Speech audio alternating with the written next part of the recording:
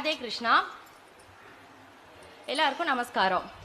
தந்திரவனம் அப்படின்னு ஒரு வனப்பகுதி இருக்கு, ஒரு காடு இருக்கு.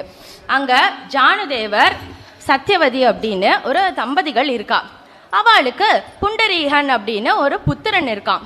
இந்த புத்திரன் அவன் அப்பா அம்மாவை மதிக்காம அவளோட எப்ப பாரு சண்டை போட்டுண்டு சதா சர்வ காலமும் குடிச்சுண்டு கூத்தாடிகளோட கூத்தடிச்சுண்டு நண்பர்களோட செலவு பண்ணிண்டு இப்படி பொறுப்பில்லாத ஒரு பையனா இருக்கான். அவ அம்மா என்ன நினைச்சுக்கிறா, சரி கல்யாணம் பண்ணி வச்சா பொறுப்பாயிடுவான் போல இருக்கு, இவனுக்கு ஒரு கல்யாணத்தை பண்ணி வைப்போம் அப்படின்னு நினைச்சுக்கிறா. இப்படி நினைச்சு ஒரு கல்யாணமும் பண்ணி வைக்கிறா. ஆனா கல்யாணத்துக்கு அப்புறமும் கூட அவன் அதே மாதிரி பொறுப்பே இல்லாம இதே மாதிரி அப்பா அம்மாட்ட ரகலை பண்ணிட்டு இப்படியே இருந்துட்டு இருக்கான். அவ அப்பா அம்மாக்கு இதை பார்த்து பார்த்து பார்த்து ரொம்ப கஷ்டமா போயிடுறது. இவன் கூட இருக்கிறதுக்கு பேசாம நம்ம காசிக்கு போய் பகவானை சேவிச்சு அங்கேயே நம்ம வாழ்நாளை கழிச்சிடலாம், இதெல்லாம் நம்மளால ஆகிற காரியம் இல்லை அப்படின்னு மனசுல நினைச்சுண்டு அவன்கிட்ட போய் கேட்கறா.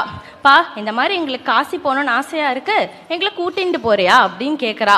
அவன் உடனே, நீங்க ஊரூரா சுத்துவீங்க, உங்க கூட ஊரூரா சுத்துறது தான் என் வேலையா, உங்களையெல்லாம் என்னால கூட்டிட்டு போக முடியாது அப்படின்னு சொல்லி திட்டி அனுப்பி விட்டுடுறான்.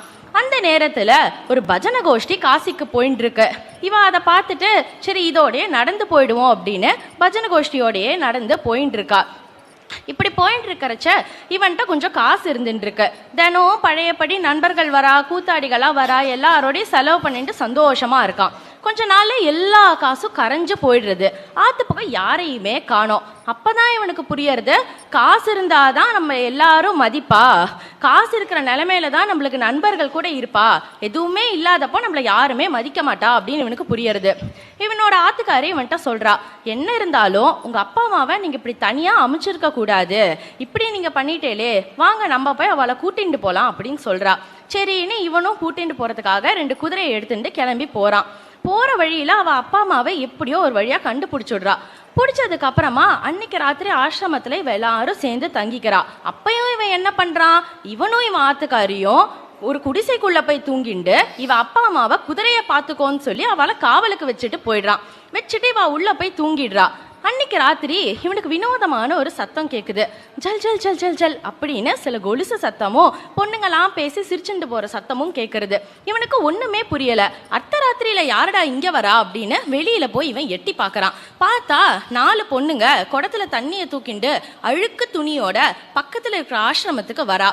ஆசிரமத்தை கூட்டி பெருக்கி அங்க எல்லாம் சுத்தம் பண்ணிட்டு உள்ள இருக்கிற மகரிஷியோட துணியெல்லாம் எடுத்துட்டு போய் துவச்சு முடிச்சுட்டு அவ சந்திரபாகா நதியில இருந்து எழுந்து வரப்போ ஜொலிப்பா அப்படியே புது துணி போட்டுட்டு வரா. வந்து அங்க மகரிஷியை சேவிச்சுட்டு அப்படியே நடந்து போய் மறைஞ்சு போயிடுறா. இவனுக்கு அதை பார்த்தோன்னா ஒண்ணுமே புரியல.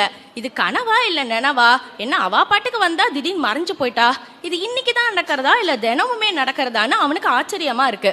சரி நாளைக்கும் பார்ப்போம், இது என்ன நம்ம கண்டுபிடிக்கணும் அப்படின்னு சொல்லி அடுத்த நாளும் இதே மாதிரி நடுராத்திரி எந்திரிச்சு உக்காந்துட்டு இருக்கான். அதே மாதிரி 4 பொண்ணுங்க வரா, அங்கெல்லாம் கூட்டி பெருக்கி சுத்தம் பண்றா.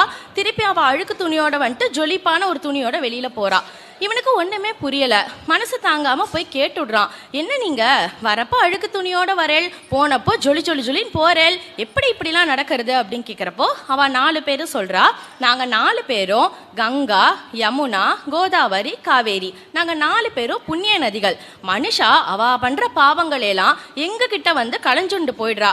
எங்களோட பாபத்தை நாங்க யார்கிட்ட போய் களையறதாமா, அதனால நாங்க சந்திரபாகா நதியில வந்து குளிச்சு எங்களோட பாவங்களையெல்லாம் களைஞ்சுக்கிறோம் அப்படின்னு சொல்றா. இன்னைக்கும் சந்திரபாகா நதி அதே பண்டரிபுரத்துல மனுஷாளுக்கு பாவங்களை கலைக்கக்கூடிய நதியா அதே மாதிரி ஓடின்னு இருக்கு. இவ இப்படி சொன்னோடனே அவன் கேட்கறான், சரி அங்க இருக்கிற ரிஷி யாரு அப்படின்னு கேட்கறான். அவ வந்து சொல்றான், அவர் தான் இருக்கிறதுலே மிகப்பெரிய ரிஷி அப்படின்னு சொன்ன. இவன் கேட்கறான், நீங்களே வந்து சேவிக்கிற அளவுக்கு அப்படி என்ன அவர் பெருசா சாதிச்சிட்டாரு அப்படின்னு கேட்கறான். அதுக்கு அவ சொல்றா, உலகத்திலேயே பகவானுக்கு சேவை பண்றவாளோ இல்ல மனுஷாளுக்கு சேவை பண்றவாளோ பெரிய ரிஷி கிடையாது.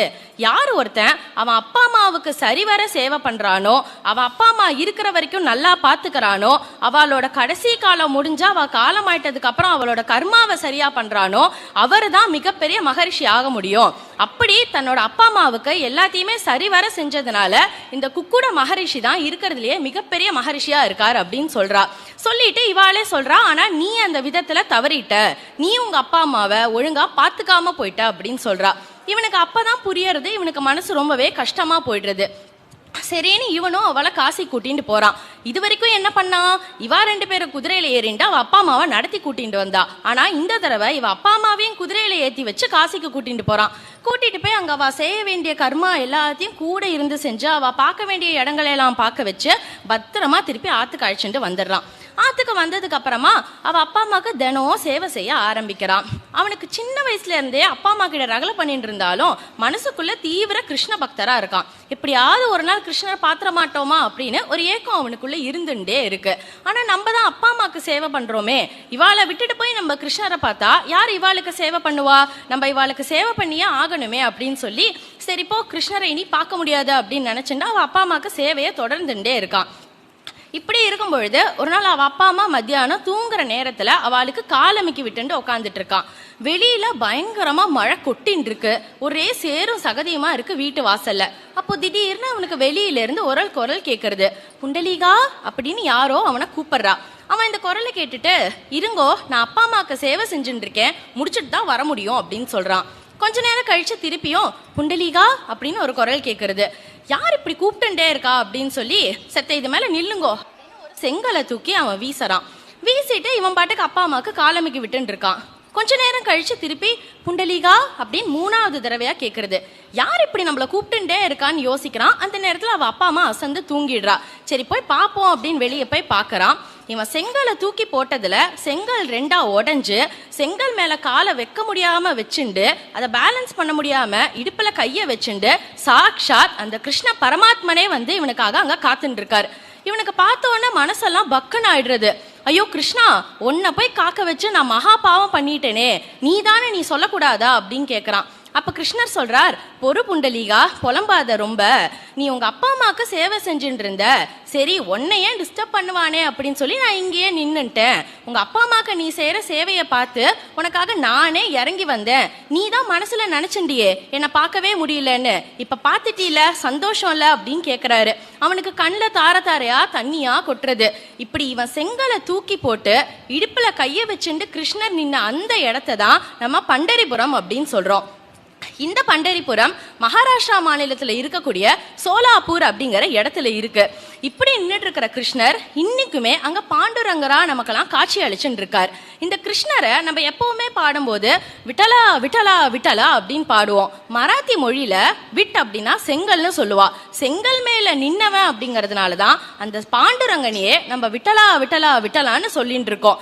இன்னைக்கும் அந்த பாண்டுரங்கன் நம்மளுக்காக பண்டரிபுரத்துல காத்திருந்து காட்சி அளிச்சுட்டு இருக்கார். ராதே கிருஷ்ணா.